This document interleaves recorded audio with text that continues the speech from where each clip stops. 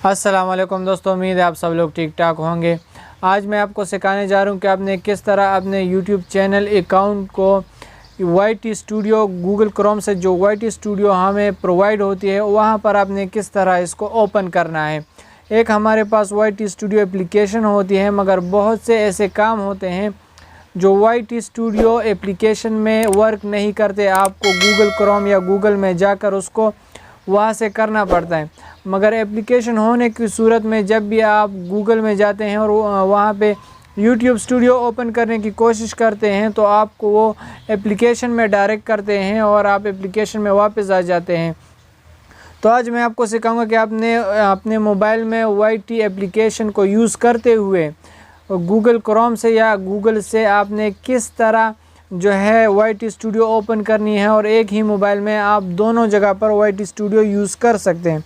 तो आपने करना क्या है कि आपने अपने गूगल जो है क्रोम को ओपन कर देना है। यहाँ पर आपको अपना ईमेल जो है वो दिखाई दे रहा है। आपका चैनल जिस ईमेल पर हो आपने यहाँ से पहले उसको चूज़ कर लेना है, ठीक है। मेरा यही ठीक है। और फिर जो है आपने करना क्या है, यहाँ से आपने न्यू टैब ओपन कर देना है और यहाँ न्यू टैब में आपने लिख देना है http://ytstudio.com। ये आपको दिखाई दे रहा है, यह मैं थोड़ा वाज़े आपको दिखाई दे ताकि आप यहाँ से नोट कर ले इसको।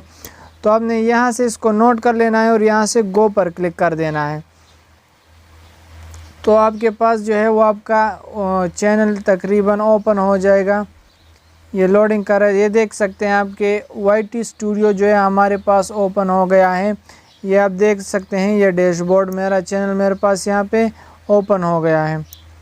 तो आप भी इसी तरह ओपन कर सकते हैं। और अगर आपको फिर भी कोई मसला है तो अगर आपके पास इस तरह इंटरफेस है जिस तरह आप इस इमेज को देख रहे हैं तो यहाँ आपने गेट ऐप पर क्लिक नहीं करना। यहाँ आपने नीचे जो है कंटिन्यू टू स्टूडियो पर क्लिक कर देना है और आपको ये डायरेक्ट कर देगा इस स्टूडियो में।